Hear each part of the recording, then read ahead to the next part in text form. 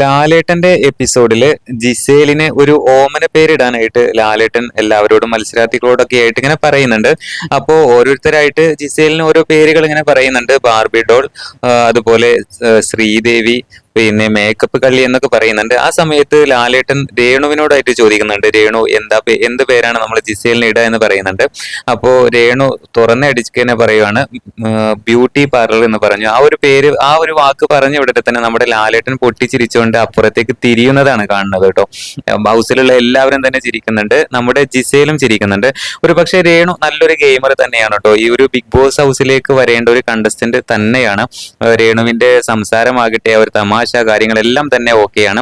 പിന്നെ രേണു ആ ഒരു വീഡിയോ ചെയ്തത് കുറച്ച് മോശമായി പോയി, കുറച്ചല്ല വളരെ മോശമായി പോയി എന്നാണ് പറയാനുള്ളത്. എന്നിരുന്നാലും ബിഗ് ബോസിലേക്ക് വരേണ്ട ഒരു മത്സരാർത്ഥി തന്നെയാണ് നമ്മുടെ രേണു. രേണുവിന് അറിയാമായിരിക്കും ഫസ്റ്റ് റൗണ്ടിൽ ഞാൻ എലിമിനേഷൻ റൗണ്ടിൽ ഉണ്ടാകും. അതുകൊണ്ട് എന്തായാലും പ്രേക്ഷകർ വോട്ട് ചെയ്യണം, പ്രേക്ഷകരുടെ വോട്ട് വേണ്ടി വരും നിലനിൽക്കാൻ എന്നുള്ളതൊക്കെ രേണു ആദ്യം തന്നെ മുൻകൂട്ടി പ്ലാൻ ചെയ്തത് കൊണ്ടാണ് അങ്ങനെ ഒരു വീഡിയോ പ്രിപ്പയർ ചെയ്ത് തന്റെ യൂട്യൂബ് ചാനലിൽ ഇട്ട് ഷെഡ്യൂൾ ചെയ്ത് വെക്കാനുള്ള ഓപ്ഷൻ നമ്മുടെ യൂട്യൂബിലുണ്ട്.